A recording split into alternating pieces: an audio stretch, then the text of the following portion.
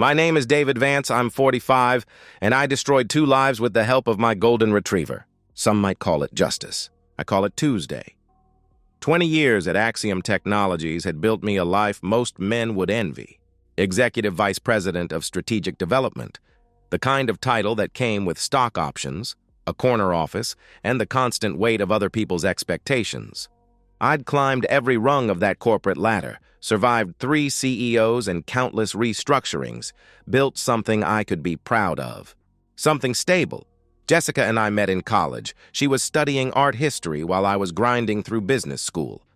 We were opposites that somehow fit, her creative chaos balancing my structured ambition. After graduation, we built our life methodically. Marriage at 24. Career advancement through my 30s. The custom home in Oakwood Heights at 38. No children, Jessica's choice, which I'd accepted, but we had Buddy, our golden retriever with soulful eyes and endless enthusiasm. For 20 years, I believed we were solid, unbreakable, the kind of marriage people pointed to and said, "That's how it's done." I was a fool. It was an ordinary Saturday in early March. The quarterly reports needed review before Monday's investor meeting, so I'd locked myself in my home office while Jessica was supposedly at her yoga class. Buddy had been restless all morning, pacing and whining at my door until I finally let him in. He bounded toward me with something clamped in his jaws, tail wagging furiously. "What have you got there, boy? Another casualty?" I laughed, expecting one of his destroyed chew toys. When I pried the object free, my blood turned to ice. Men's boxer briefs. Expensive Calvin Klein. Charcoal gray with a distinctive red waistband. Not mine. Definitely not mine. I'm an analyst by profession. My mind immediately began cataloging facts. I wear Hanes, always have. These were medium. I wear large. The fabric was worn but not threadbare, suggesting regular use. There were no laundry tags, meaning they weren't new purchases still in packaging. And most importantly, they were in my house, my sanctuary, where no other man's underwear should ever be. The implications slammed into me with the force of a freight train. 20 years of assumed fidelity crumbled in my hands as I examined this piece of fabric like it was evidence at a crime scene. And it was, wasn't it? The murder of trust, the death of everything I believed. When Jessica came home that evening, she seemed different. I'd never noticed before, but suddenly every detail screamed betrayal. The way she checked her phone with secretive little smiles. The unfamiliar song she hummed while preparing dinner. The extra attention to her appearance for a simple yoga class. "How was your day?" I asked, my voice surprisingly steady despite the hurricane raging inside me. "Fine. The usual," she replied, barely looking up from chopping vegetables, though I caught the slight tension in her shoulders. I held Buddy's discovery until after dinner, when we were sitting with our customary glasses of wine. I placed the underwear on the coffee table between us, watching her face with predatory focus. "Buddy found these today. Any idea where they came from?" I asked. Her reaction was a masterclass in casual dismissal. A quick glance, a shrug, then back to her wine. "Probably fell out of someone's laundry basket at the dry cleaners." "You know how windy it's been," she answered smoothly. The lie was so smooth, so practiced, I almost admired it. Almost. "Interesting theory," I said, swirling my Cabernet. "Except we don't use that dry cleaner for underwear. And these aren't my brand or size. David, are you actually accusing me of something?" She shot back, her indignation perfect. Just the right balance of offense and innocence. How many times had she pulled this act before? How long had I been blind? "Just asking a question," I answered, retreating strategically, filing away her response like evidence in a case building against her. That night, I lay awake, studying Jessica's sleeping face in the moonlight. The gentle curve of her cheek, the flutter of eyelashes against skin, features I'd memorized over decades, but now seemed to belong to a stranger. Beside our bed, Buddy whimpered softly, as if sensing the seismic shift beneath our household's foundation. "You found a present, Buddy?" I whispered as Jessica slept peacefully beside me, unaware of the storm gathering. "And soon I'll have one for her too." 20 years in corporate America teaches you one crucial lesson. Never make decisions without data. Emotions cloud judgment. Assumptions lead to failure. Only evidence, cold, hard, irrefutable facts, deserves action. The next morning, Sunday, I called Vincent Henley. We'd been roommates at Northwestern before life took us in different directions. While I climbed the corporate ladder, Vincent built Sentinel Security into Chicago's premier private security firm. "David! Long time, man. What's up?" His voice boomed through my phone as I paced our backyard, far from Jessica's ears. "I need your help, Vincent." "Discreetly," I said, keeping my tone even. "There's been a string of break-ins in our neighborhood recently." "Jessica's been nervous." The lie flowed smoothly, but the acid of truth burned in my chest. "There hadn't been a break-in within 10 miles of Oakwood Heights in years. Say no more. Home security is what we do best." "When works for you?" he asked. "Today, if possible." "While Jessica's at her book club," I replied. Vincent whistled. "Must be some serious concerns to need Sunday installation." "You have no idea," I answered grimly. 4 hours later, Vincent's unmarked van pulled into our driveway. His team, 3 professionals in plain clothes, carried equipment that looked like standard security gear. Only Vincent and I knew what we were really installing. "State-of-the-art stuff," he explained as we walked through my house. "Motion-activated 4K resolution, night vision. Everything backs up to cloud storage and streams directly to your phone. You'll see everything from anywhere. We placed cameras strategically. Living room, covering both entrances. Kitchen, focused on the island where Jessica took most of her private calls. Hallway, capturing anyone moving between rooms. And yes, the bedroom. Every angle covered. Every possible interaction documented. This feels wrong, I admitted, as Vincent installed the bedroom camera. He paused, hand on the tiny lens that would soon witness my marriage's final moments. "Look, David, you didn't say much, but I've known you 25 years. You wouldn't do this without reason."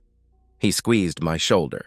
"Whatever you're looking for, or afraid of finding, at least you'll know the truth." Truth. Such a simple word for such a devastating concept. When Jessica returned from book club that afternoon, she barely noticed the small changes throughout our house. She was distracted, cheeks flushed, eyes bright with a vitality that wasn't for me. I watched her check her phone 17 times in 1 hour, smiling at texts she quickly deleted. The waiting became psychological torture. Every night, I reviewed footage like a man obsessed, watching Jessica move through our home, cataloging suspicious behaviors with clinical precision. She took longer showers, bought lingerie I never saw her wear, spent hours on phone calls that ended abruptly when I entered rooms. I found myself analyzing our entire marriage through this new lens. Were there always signs I'd missed? The unexplained late nights at book club that left her energized rather than intellectually stimulated? The sudden interest in fitness that kept her out of the house for hours? The way she used to light up when her phone buzzed, then quickly dim when she saw it was me calling? Work became my sanctuary, the one place where reality still matched my expectations. I led meetings, approved budgets, mentored junior executives, all while carrying the crushing weight of suspicion. My colleagues praised my focus and dedication, having no idea I was simply running from the implosion of my personal life. Buddy became my only source of genuine connection. The golden retriever seemed to sense my anguish, staying close, offering silent companionship during my darkest moments. During our late-night walks, I found myself confiding in him. "You knew, didn't you, boy?" I whispered as we circled the neighborhood at 3 a.m., insomnia driving us both from the house that no longer felt like home. "Dogs always know. They can smell deceit. 1 week passed, then 2. My investigation grew more sophisticated. Screenshots of Jessica's changed behaviors, documented timeline of suspicious activities, cross-references of her appointments against credit card charges and phone locations. I was building a case file worthy of corporate espionage. On Sunday night, March 19th, I checked the camera feeds one last time before bed, watching Jessica pretend to read while secretly texting someone. The messages made her smile in ways I hadn't seen in years. "The truth is coming," I murmured to Buddy, who rested his head on my lap with watchful eyes. "And when it does, there's going to be hell to pay." Monday morning, March 20th, dawned with artificial normalcy. Jessica kissed me goodbye, a perfunctory peck that felt like a stranger's greeting, before heading to her yoga class. I straightened my tie, packed my briefcase, and drove to the most important board meeting of the quarter. Axiom's largest investors were flying in from Tokyo and Frankfurt to review our expansion strategy. As Executive VP, I would be presenting 3 hours of projections, market analysis, and growth forecasting. 20 years of career advancement had positioned me for this moment, the stepping stone to potential CEO consideration. The boardroom filled with power suits and expectant faces. I distributed presentation folders with mechanical precision. My mind split between quarterly projections and the cameras silently watching my empty house. My phone buzzed at 2:17 p.m., motion detected in bedroom. Jessica should have been at yoga for another hour. My gut clenched with the certainty of what was coming. "Gentlemen, excuse me for one moment," I said smoothly, sliding from my chair. "Technical issue with the next segment. I'll be right back." In the hallway, I opened the camera feed and watched my world explode in high definition. A man I'd never seen, athletic, mid-30s, with the cocky swagger of someone who's never faced consequences, walked through my front door like he owned the place. Jessica appeared immediately, throwing herself into his arms with desperate passion, kissing him like a woman starved.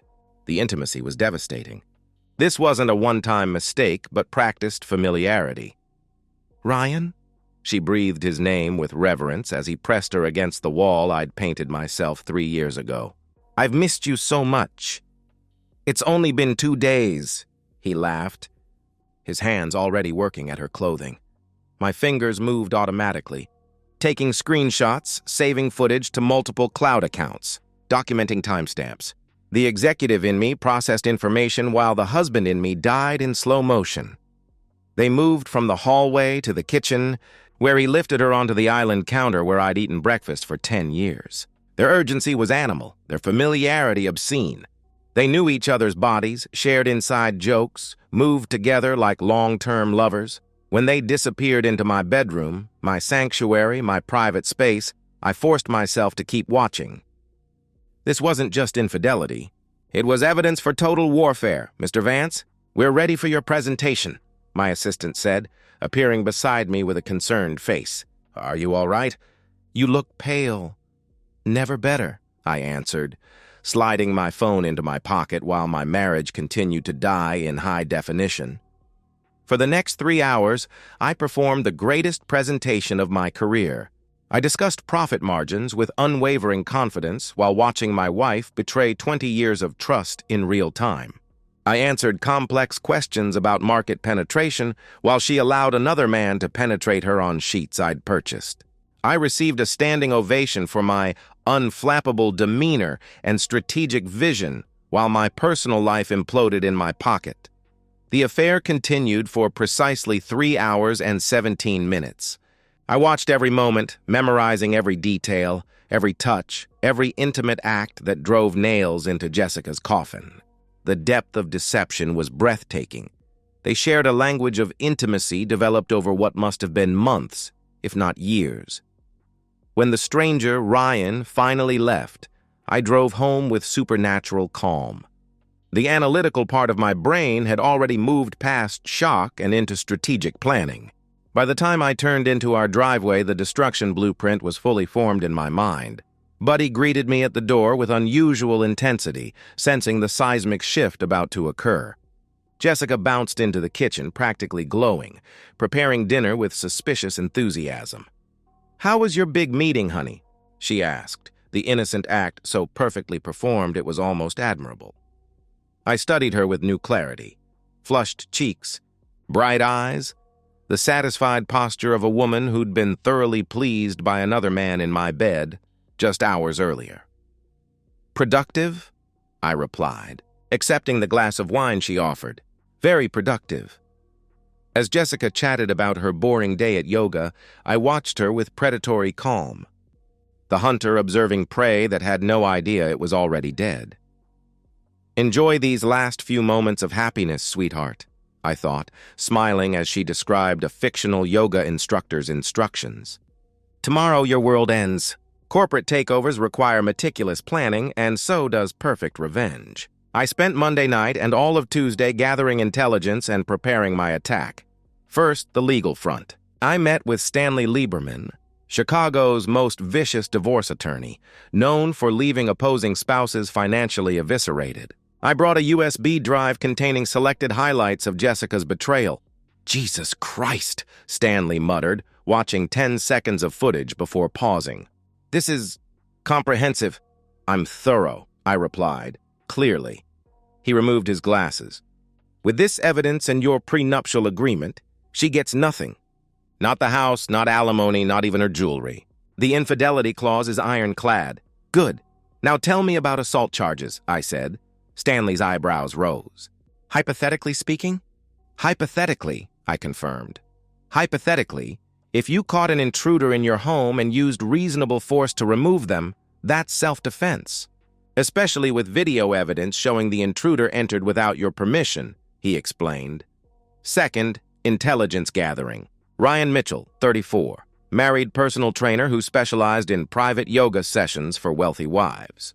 Owned a boutique fitness studio in Lincoln Park called Peak Performance. Lived in Wicker Park with his wife Emma, an elementary school teacher.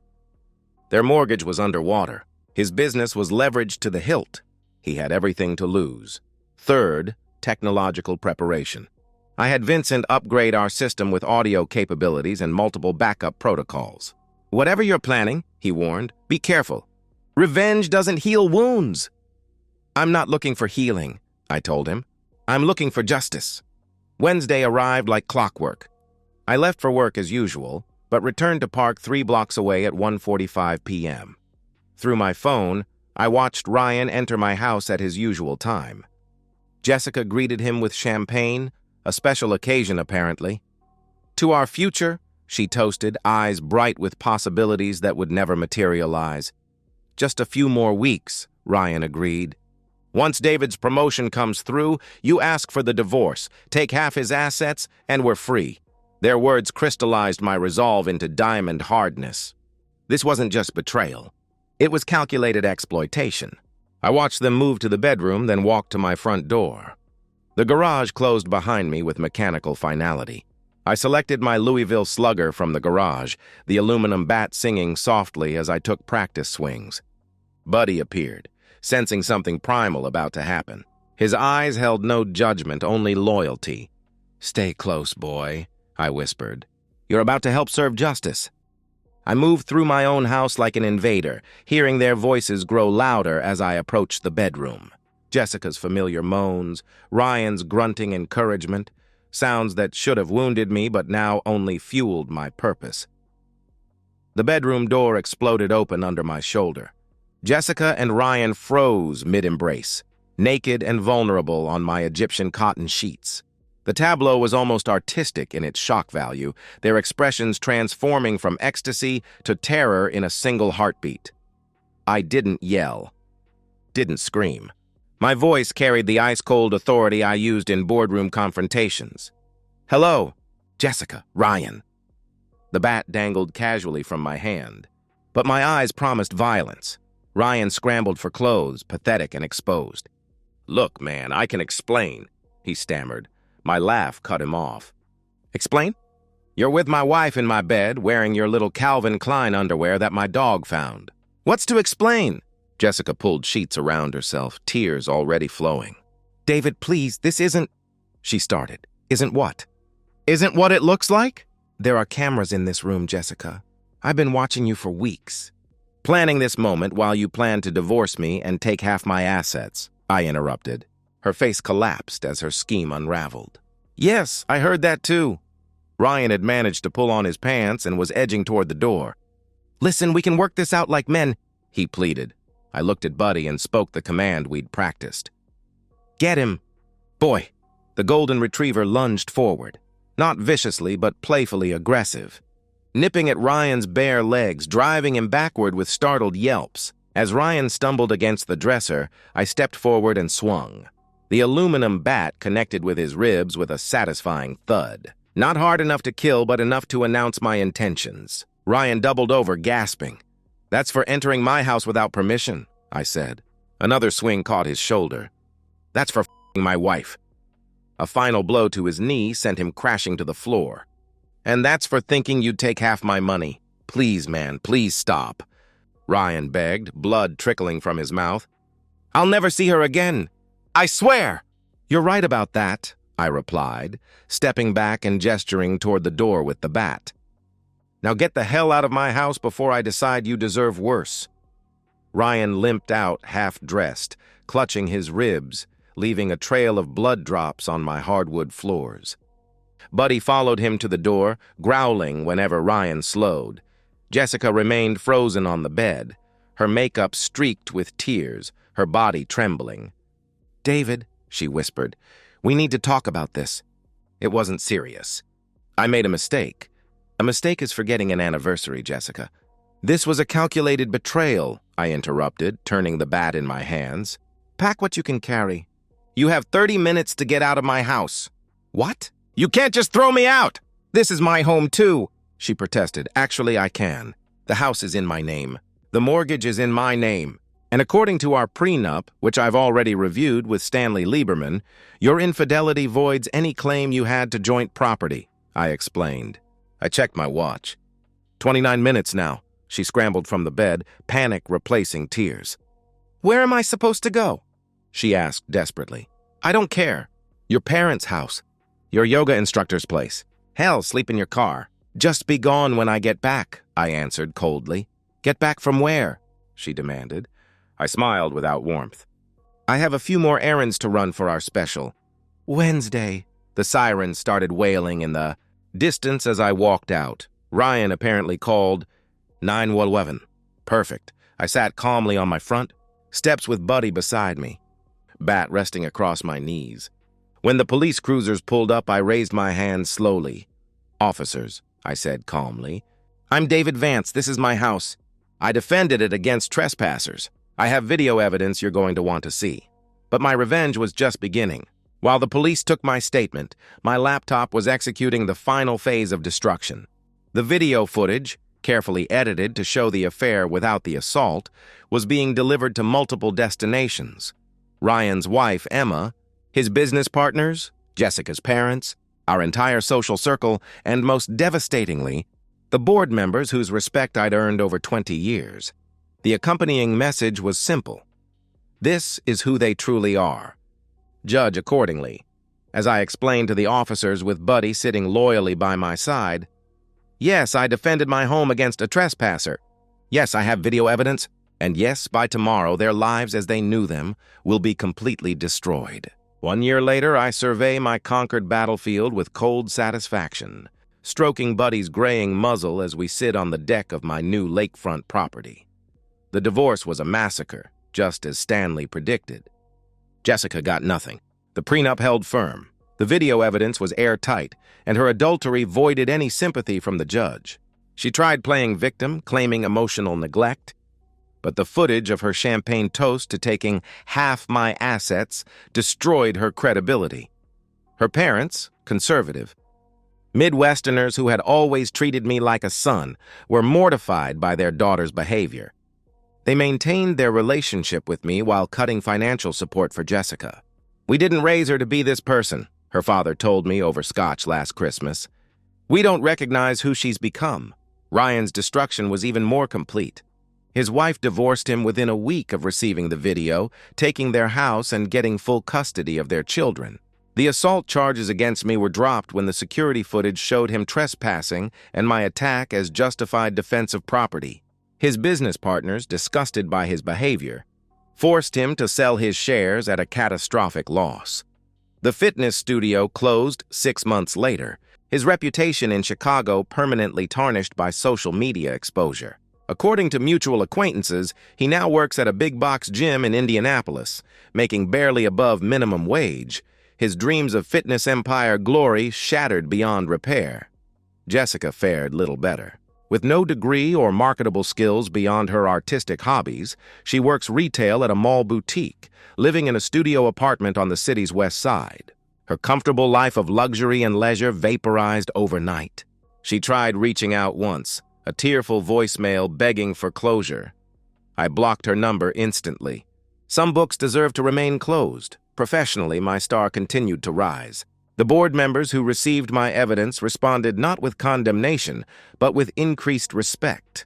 A man who handles personal crisis with such strategic precision is exactly who we want leading this company, the chairman told me during my promotion to chief strategy. Officer. I sold our custom house, too many tainted memories, and bought this lakefront property with expansive views and pristine solitude. I've dated casually, mostly younger women who appreciate a man of means who values loyalty above all else. But my most important relationship remains unchanged. Buddy, now 11 and slowing down, stays by my side through everything. The only living being who never betrayed me, never lied, never plotted against me. His discovery set catastrophic events in motion, but also delivered me from a lifetime of deception. Sometimes, in quiet moments like this, watching the sunset paint the lake in crimson and gold, I reflect on what happened.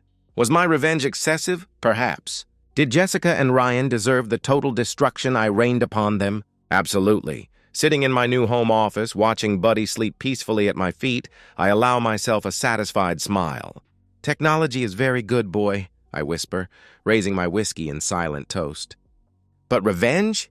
Revenge is an art form. Some might call it justice. I just call it Wednesday. And so, we've reached the end of today's story. Was it what you expected, or did it take a twist you didn't see coming? I'm curious to hear your thoughts. Share them in the comments below, and let's get a conversation going. If this story kept you hooked, make sure to hit that like button. And if you're new here or just haven't subscribed yet, now's the perfect time to join our community. I bring you fresh, captivating stories every day, so click that subscribe button and turn on notifications so you never miss out. Thanks for watching, and I'll see you in the next one.